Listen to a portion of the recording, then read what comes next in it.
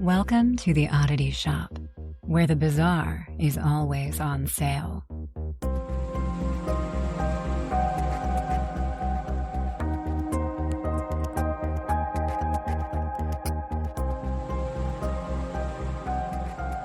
Welcome in, Oddballs. This is Kara with your co-host thing, Zach. This is Archaetic. We're the Oddity Shop podcast where we bring you creepy, odd, weird, strange, paranormal, cursed, strange, bizarre, cryptidy, witchy, ghostly tales, cryptidy, witchy tales from around the globe. Mm-hmm. Hi. How are you? I'm upset. Okay. Did you hear that somebody has defiled my man? Who do we have to kill? Did you hear what they did to my big shiny boy? No. Well, you see, somebody has put a tribal tramp stamp onto the shiny metal badonk. That's awesome. Of the Mothman.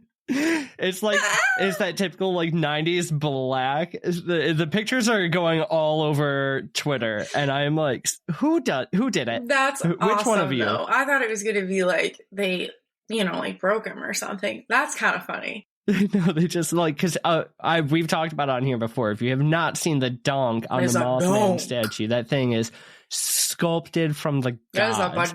And it's one of those right in the center of the tramp stamp, it comes down to a point, and it's already such a good butt. Oh yeah, so it's just cute. Perfect. So yeah, somebody just defiled my moth and boy. God. Oh my god! But I might get to see him again this year. Oh, okay. That's it. Twice. I knew what you were talking about, and then I was like, no, I don't.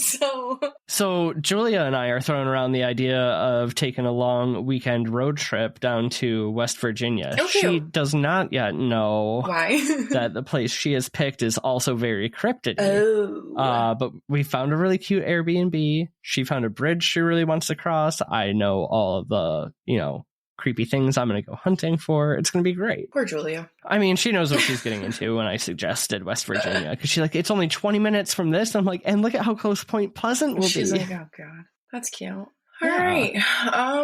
Plus, you and I have another adventure coming up that we need to buy tickets to really, really, really soon before it sells out. But we are finally, I'm going to say it. Hopefully they don't sell out of tickets in the next 24 hours, but as long as everything goes to plan, we will be staying the night in the haunted Eloise Asylum, God. And I'm so excited. I'm really excited too, but it's scurry. When I was talking to her about it off the show the other day, I said something. She's like, how are we going to not fall asleep? I'm like, what do you mean? Because it's from 6 p.m. to 6 a.m. I'm like, we're going to be in a haunted asylum all night long. How would you Because sleep?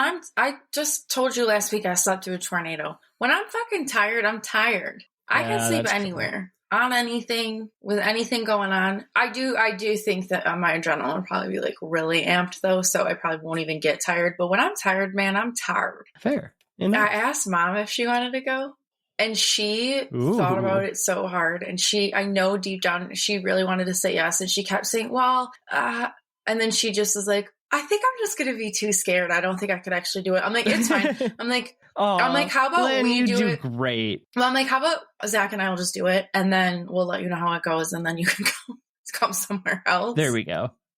Is Adam going? Did you ask? He's going to get back to me and let me know. All right. Well, That's probably all that we have over here. So what do you have for me? I have a question. Wow. Do you? Okay, at least every week I come prepared with one. There was a while where you weren't, and I'll never let you forget it. Anyways, are you ready for your question? That's not the question. That's just a pre-question to your question. Yeah, ready. Okay, so at what point, like, how many dead bodies in a pool would it take before you got out of the pool? One. Just one? What? Why would I want any dead body in a pool I'm in? If you were in a swimming pool, what is the threshold of dead bodies you would find appropriate before you got out of the swimming pool? Well, I don't want any dead bodies in there. So if I found out there's one, I would get out. So if you're in a body of water and there were bodies in there, you would get out? Well, no, because we already know that every body of water that you're in, there's carcasses fucking everywhere. But a pool is a small, contained area. There shouldn't be a body in it. What about a lake? Zachary, it's the same thing. If I'm in a pool, it's different. A dead body should not be in a pool I'm in. Okay. Tell me how many dead bodies are somewhere. No, not yet, just to spite you. But we are talking about a creepy fucking lake. And a creepy fucking lake that is way too close to home. The lake that has been said as the one that never gives up its dead. The graveyard of the Great Lakes. We're talking about Lake Superior, baby. Okay, so let's get into it with some water facts. Okay. You ready? Okay. Water facts. Let's get in with some water facts. Coming at you hot or wet. Yeah, stop it. Okay, so everyone knows this by now. We're from Michigan. We're obviously the greatest state on earth, surrounded by the Great Lakes. Oh, we have to trick ourselves at least this time of year before it starts getting nice again. All right. But the Great Lakes are just like mind-numbingly huge when you think about it. Scary. And we're going to be talking about the scariest, creepiest, coldest, and deepest of them, like I said, which is Superior. Did you know, Kara, that Lake Superior is the largest freshwater lake by surface area in the whole world? I did. All right, since you know so much, why don't you give some lake facts? Why don't you get some lake facts? I'm giving them. Superior is the northmost of all the Great Lakes, surrounded by Michigan's Upper Peninsula only, Wisconsin, Minnesota, and Canada. How deep do you think the deepest part is? I don't know, but I know it's pretty deep. Guess. I don't even fucking understand. Guess. I can't comprehend water. 1,300 feet deep with an average depth of 500 feet. Yeah, that's fucked up. It also stays a pretty constant temperature, at least under the surface, of about 39 degrees Fahrenheit year-round. 39 degrees? Interesting. Yes. Yikes. That's the average temperature, though, and that's including summertime. So, like, that, it's cold at its best, and it's freezing. Frigid at its worst. Take it from me, who's swam in there more times than I would like to admit to get a shower while camping. That shit sucks. That is, like, it looks like it'd be so refreshing, and as soon as you dip the boys in, you want out. Bye. There's a section of this lake that's called the Graveyard of the Lakes, and it's kind of like Whitefish Point up to Canada, over to Isle Royale and back down to that big square right in the center of it. And that is due to a few reasons. One is the storms that come through there are like super, super wild. You also have like, that's where the lake starts to taper off back towards the Sioux Locks, which connects it to Lake Huron. And there's a lot of really deep, but really narrow channels for boats to travel through in there. So it's super easy to like run aground or, you know, just kind of run into all sorts of issues. There's also rogue waves, which are just like mini tsunamis that can pop up out of nowhere on a super clear day there. It's wild. It seems like the ocean when you think of like how powerful it can be. Around that graveyard is where we have Michigan's probably most famous shipwreck, that of the Edmund Fitzgerald, which claimed the lives of all 29 members on board. No body is ever discovered. Now, there's an amazing song that comes out of this called The Wreck of the Edmund Fitzgerald. And that has that line, that super famous line, Superior, they said, never gives up her dead. So creepy. Do you know why? Can't they not come up? Yes, that is true. I know it's like a scientific reason, but I don't remember. I was actually really surprised by this. So I always kind of thought, like, I knew it held on to the bodies because I thought it was like really cold. They froze. Oh, okay. And then sunk. Yeah, that would make sense. But that is completely wrong. The reason dead bodies or dead animals and stuff usually float in water isn't because the body itself. The bacteria that breaks down or living organic matter eats like it. Like the gas and then the gases, right? Yeah. And I always thought it was the decomposing body that was making the gases. It's the bacteria's farts. Yeah, it's gross. Basically. It's really gross. So yeah, the bacteria starts eating, it starts farting, and then you start floating. Gross. But because the water's so cold here, the bacteria can't survive at those depths, so decomposition never happens. Not only does Lake Superior hold on to her dead, but they are perfectly preserved. Yeah, that's so fucking weird. That's also like a lot of the shipwrecks and plane wrecks, because believe me, as many as there are shipwrecks, there's a ton of planes that go down here. They are like perfectly preserved just because that bacteria that's usually in water isn't able to decompose anything at these depths. So freaking weird. It's creepy. It is so creepy. But that also means that of the many, many shipwrecks, They are fully intact with fully clothed, just looking like the day they died bodies laying around them. Joy. So from what I could find, Superior is home to at least 550 shipwrecks and 10,000 bodies. Dang. And that's that we know of. I was going to say that. Like, that seems like a lot, but then it also doesn't. But then, yeah, it's because that's all we know of. That's so crazy. Right. There's another couple hundred planes in there, and then there's everything that you don't know of. I mean, that's insane to think of for a lake. Although, in my not in my defense, but my argument would be, I don't know the difference between a lake and a sea, I guess. But, like, I feel like the Great Lakes are too big to be called lakes. Like, Wasn't that an argument for a while that they shouldn't be considered lakes, or am I making that up in my head? They should be considered seas. I don't know. I don't know the first thing about what differentiates them, but that's my stance, and I'm sticking to it. Okay. Moving on. Okay. So what I actually have for you, though, is the story of two of the craziest I was going to say shipwrecks, but almost shipwrecks. I want to say ships. We're gonna talk about just ships. Are you ready for the wreck? Yes. All right. We're traveling back to November of 1927. Okay. Where the SS Kamloops has just embarked from Canada and is heading up Lake Huron towards Lake Superior. Okay. So the SS Kamloops is a 250-foot steamship, which is actually considered pretty small for the Great Lakes around this time. And she is loaded full of tar paper, coiled wires, shoes, food, bagged salt, and other paper-making supplies. Okay. Which seems like an odd thing to ship, but hey. On board, though, were also 22 crew members who were obviously working on the boat. Okay? So on the 4th of December, she left Lake Huron behind, went through the pass into Lake Superior, and as it makes its way into that area known as the Graveyard of the Great Lakes, a horrible winter storm rolls in and just begins to hammer the Kamloops as well as all the other ships that were traveling across. So that storm started the second day on December 5th. And the Kamloops, being small for the size of the lake, was really, really struggling against the huge waves. It was getting all kind of built up with ice and just not having a great time. Dusk comes around on December 6th. The storm is still going strong, but the Kamloops was spotted by another vessel, we'll say. I don't think they call ships vehicles. No. But they stated that the Kamloops was covered in ice, but headed full steam ahead towards Isle Royale. Oh, I can't speak. Full speed ahead towards Isle Royale, okay. Which would be like still heading into the storm. So they see it. I mean, they see it's like covered in ice. It just looks a little bit ragged, but it was floating. Oh no.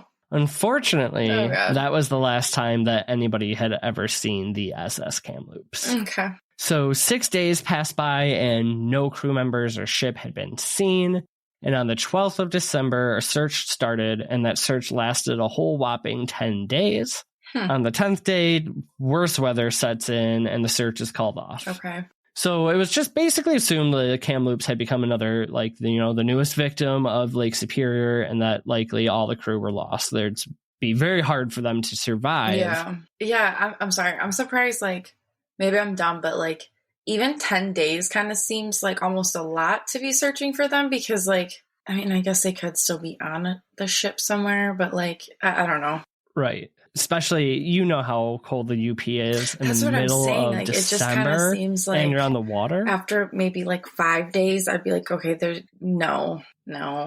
Well, in April, after the winter passed, they tried to launch another search, but this time they were looking for the wreckage. And in May, several of the crew members' remains were found. Oh. They were found at the 12 o'clock point on Isle Royale. So nearby them were like, remnants of a small fire, like try to keep warm fire, some little bits of wreckage, and a lifeboat. Oh, dang. That's sad then. Now, what drives me a little bit crazy is, for anybody who doesn't know, if you're looking at a picture of Lake Superior, that big island right smack in like the middle of it, that's Isle Royale.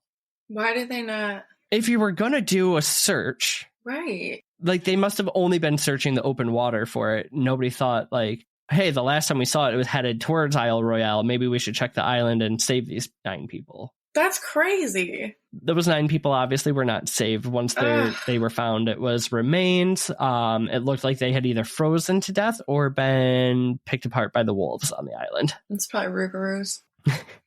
Probably. So obviously, like, you know, the hope of finding the rest of the crew kind of dwindled after that. And most had given up any hope of finding the ship. Basically, you know, added to another list of the ghost ships that would disappear over the years, never to be seen again.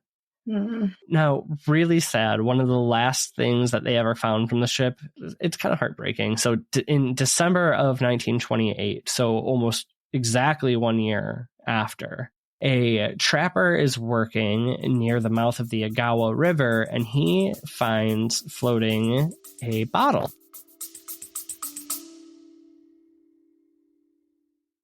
Do you feel the most powerful and beautiful with the elements of the earth around you?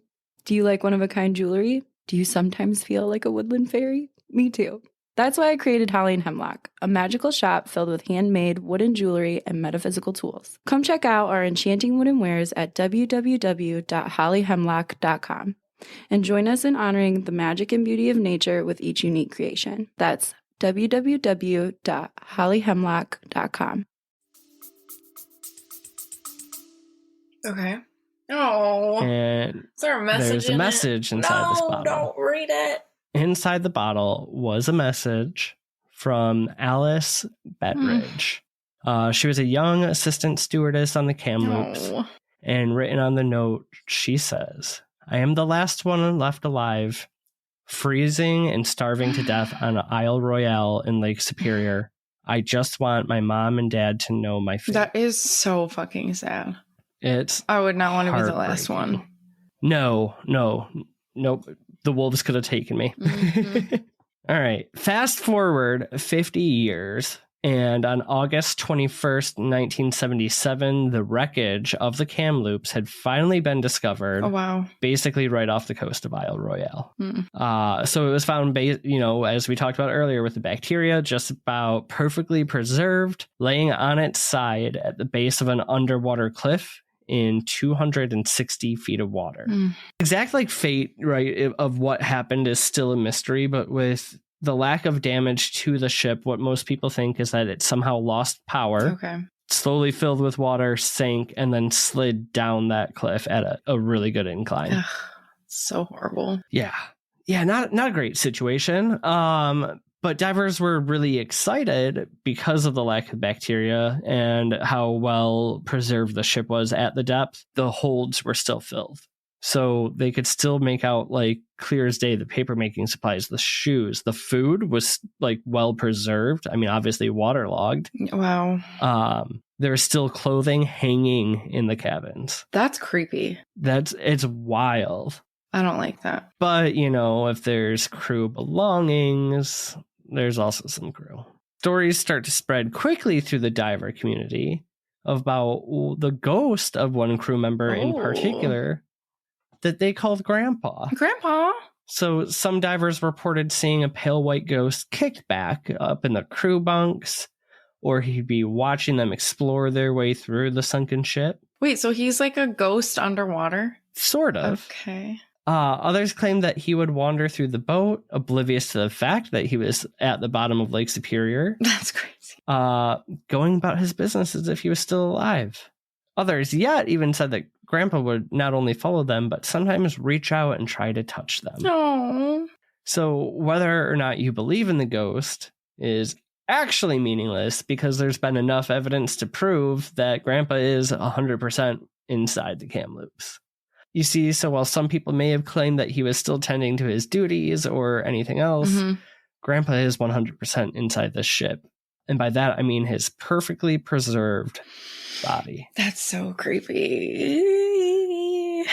Poor Grandpa. For over 100 years, or almost 100 years at this point, Grandpa, or Old Whitey as others call him, has been lodged inside of the ship in a state of just perfectly preserved, and his skin has turned just ghost white. Oh, I bet. Your skin, actually, without the bacteria, And something to do with the pressure and the cold and everything else, it turns into like almost a wax substance that preserves on everything inside. It hotly debated, right, of if people are actually seeing the ghost or his physical body. But divers still to this day claim that the body will follow them throughout the ship. Ew. Some have tried to rationalize it as current, but then there's others who are like, listen, if it was current, why has he stayed inside the ship for 100 years? Why are there still clothes hanging? Why is that, seems kind of illogical. Wait, that's creepy. I don't like that the actual body follows you around.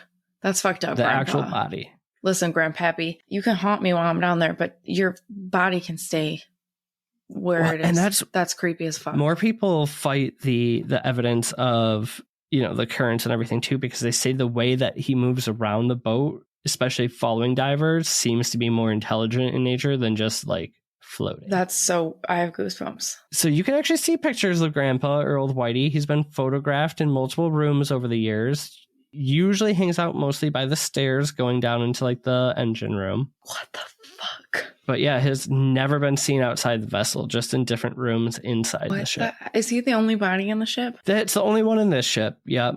If you're brave enough, you can go pay a visit to him in 260 feet of water at the bottom of a cliff at Isle Royale. And do what most people do to pay their respects, which is shake old Whitey's hand. Absolutely fucking not. Well, that answers the next question, because I would say, would you dive down? I would probably dive down there, but I'm not shaking his fucking hand. Why? Because that's so creepy. It's just Grandpa. No. That's so crazy, though, that like, I wonder if people have actually seen the ghost or if they just were afraid to like get near the body. Because I mean, it's like glowing white if you look at the pictures, just because of the way it gets preserved. So I wonder if they were just seeing that the whole time. I don't know. Either way, it's really freaking weird that he just like moves around in the ship, like following people. Like, I understand like he's probably so lonely and just wants to like, hey, what up? But like, so this is one of those places that has been deemed a graveyard. And that's actually one of the cool things is a lot of the shipwrecks in the Lake Superior, because they can't go get the bodies. Yeah. While it gets the nickname Graveyard of the Lakes, there are actually, like parts of land that are considered graveyards down there and have the same protections as above water graveyards have. So you can't just go down there and like take parts of the ships and this and that. Yeah. Because they're actually like respected land, which I think is really cool. No, that is very cool. That one's by far like I think the creepiest shipwreck that we could find. I do have another boat story for you. Okay. First off, real quick side note, because we talked about all those like the passages and stuff and how easy it is to run around. Not only are there creepy boats, but Lake Superior also has a really high number of haunted lighthouses, because there are lighthouses all over, and every one you go into has some story of death, disease, or tragedy that struck the keepers, and they were working their whole life to keep people in boats alive. Yeah, but it just really wasn't the greatest job. No. And most of them, haven't stopped working. So there's a lot of keepers of the lighthouses who are still seen as shadow figures. There's weird light anomalies, disembodied voices. Yeah. But, those lighthouses not only light the way for the real ships, but the ghost ships as well. So, did you know that Lake Superior has its own Flying Dutchman? I did. So we talking about that one, the Bannockburn. So the SS Bannockburn is one of those ships that has gone out, was never seen again, at least with a fully alive crew. So crazy. It's so wild. But let's get the background on it. The Bannockburn leaves Ontario in November of 1902, carrying 21 crew members and 85,000 bushels of wheat, which is like wheat. That's a lot of wheat. Okay. Yeah. Not weed, wheat. The entire crew is under 40 years old, the oldest being 37, most in their teens and 20s, with promises of adventures and fat paychecks. So the Bannockburn takes off and almost immediately runs aground. They go back into port, they get it checked out, and they basically go, yeah, you're good to go. They were told it was structurally sound, it sails off again, and unfortunately would never return to a port. So what I say, that was early November. By November 21st, the Bannockburn was seen for the last time. Guess where? In the graveyard of the Great Lakes, right off the coast of Isle Royale. That's crazy. At approximately 11 p.m. She was headed into what was later called the worst storm of that entire winter season. Ugh. So when it was discovered that the ship had been missing, search parties were sent out. Nothing was ever recovered. Now, funny enough, on November 30th, the one and only John D. Rockefeller was actually crossing Superior. And they had come across a debris field sometime right around, I think, this was end of November 30th. It was kind of assumed after he reported, a lot of people assumed that it must have been the wreckage of the Bannockburn. Oh. The final bit of evidence comes in December 12th at Grand Marais. Have you ever been up to Grand Marais in the beach there? I don't think so, but... So they have this big, and there's many of these on the Great Lakes, but they're called life-saving stations, and it's basically, if you think of a boat rescue and lifeguard station all in one. Okay.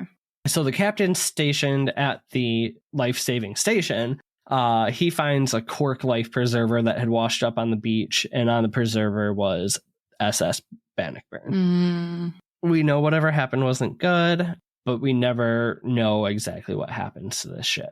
You know, we know it was already weekend. It went into a crazy storm. We can figure out it probably sank. Yeah.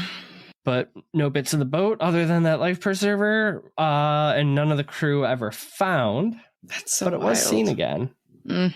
Couple weeks after that life preserver showed up was one of the first sightings. It was a foggy day, and another ship had seen it, the Bannockburn, what they thought, come out of the fog. They got close enough to see a crew working on the top of it. That's so kind of crazy. slips back into the fog. They try to find it, can never see it again. This exact scenario has happened over and over for 120 so crazy. years. It's like a mirage, but like, why? The mirage of a ship that fits the description. You can see the crew, and it's always icy, foggy nights that the apparition of the ship can be seen just silently crossing the waters. It's only visible for a few minutes, and then it just dips away again.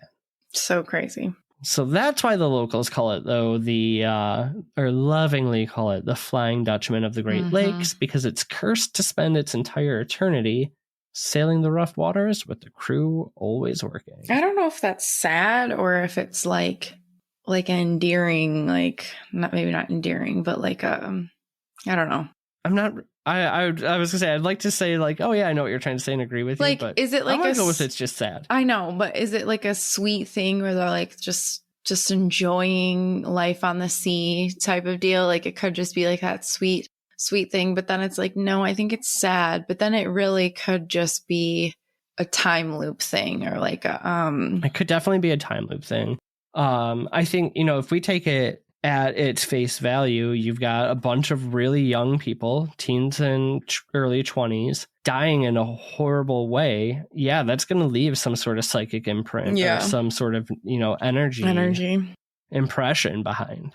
Well, hopefully they're just having a good time. And then on top of that, right, like the ship itself and the bodies are probably not decomposing or moving on. That's got to add something to it. Yeah, that's crazy. But it's also not the only ghost ship. There's like a ton of them if you keep looking. And I'm not going to get into it too far, but I wanted to leave you with two other really cool things. Okay. So we talked about a couple of the shipwrecks. There's tons more, way more ghost stories. We talked about the lighthouses.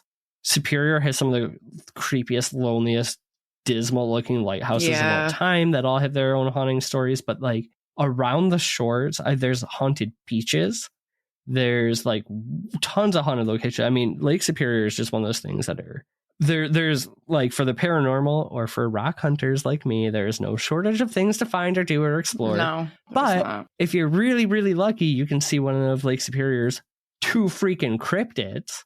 Two freaking cryptids. All right, we got our own Nessie of the Great Lakes. So we do have a Loch Ness type monster. And then there's also an aquatic panther that is covered in scales that protects hordes and hordes of copper underwater in caves. What? Yeah. What? I don't know if I know of this. Yeah, I hadn't heard of this one either, but it's... What is it called? An underwater panther, Kara. Oh, there's not like a cryptid. It doesn't have like a name? It is, but it's a Native American name, and I didn't put it in my notes, and I should have. It is called Mishi Peshu. Why does that sound familiar? I don't know. Probably because Is there a kid's book about that? It translates to being the Great Lynx. It's got the head and paws of a cat, but is covered in scales and dagger-like spikes. Wait, why does this like vaguely sound familiar right now? It's definitely a Native American legend. You've probably heard of it before. Maybe. Okay. I like it. So anyways. Okay. Mishi Peshu. Mishi Peshu. So yeah, next time you're in Michigan, heading up to the Great Lakes, check them out. You can, there's a lot of the shipwrecks you can see from shore or dive to. But if you go swimming in there, try not to think about the fact that you're swimming with 10,000 ghostly others and dead bodies. That's like really water scary. Yeah, the next time I go camping up there, because I always take my baths in Lake Superior, and it's going to be much harder this time. I'm not going to come out feeling nearly as clean. So that's it, though. That's the story I have for you on a couple of the ghostly, shipwrecky stories from Lake Superior. It is really sad. Would you want your grave to be underwater? Are you for real asking me that? Well, like... What my dream way to die, if I got to plan my death, top hat, cigar, whiskey on the rocks, going down in a cruise ship. I know, but like, and then you just want your grave to be down there? Like that's where you just are for the rest of your life? Or like, if I die on land, give me a Viking funeral. Yeah, that'd be sweet. So my brother push me off in a boat, shoot a flaming arrow at me. Yeah, no, I think it would kind of be peaceful to be under the water. It would be scary and dark. You'd be dead. What, you wouldn't feel fear? If you're coming back, but I guess it's dark underground too. I think I would want to be in the water. Mm-hmm. I feel a little less claustrophobic spiritually, I think. Yeah, for sure. Absolutely. So when I die, just throw me over a bridge. Plus, I did read this article recently about these underwater sea urchins that were found to be having parties where they all had to decorate and create their own hat. And scientists are really baffled by this. And, I could spend an eternity at a sea urchin costume party. They made little hats? Yeah. So this weird species of sea urchin, they saw all these tracks and they're like, this doesn't make sense for their behaviors.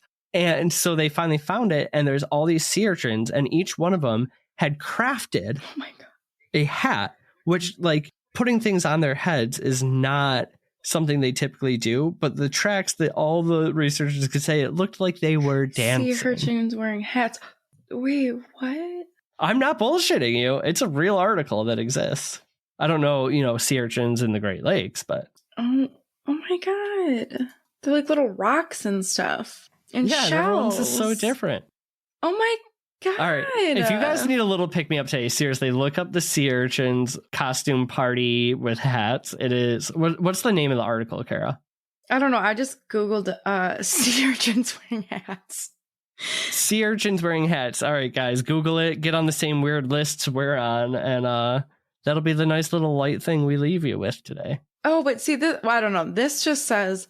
Scientists and tide pool visitors have known for decades that sea urchins like to cover themselves up. They have tube feet in addition to their... Oh, whatever. I don't care. But anyway, they all have little rocks and shells and stuff on their... What? That's so cute. I think it's the cutest thing.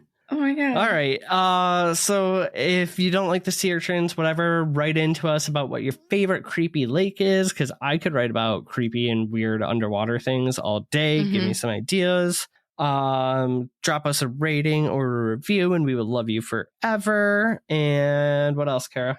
I think that's really it. Just write into us. We're begging, we're pleading. Give us some ideas. At least give us some ideas of what you'd like to hear, so we can look up some stuff for you guys and know that you actually enjoy listening to it. But that's really about it. So we love you. Keep doing you, and most importantly, creep it real, yeah, balls. Goodbye. Bye.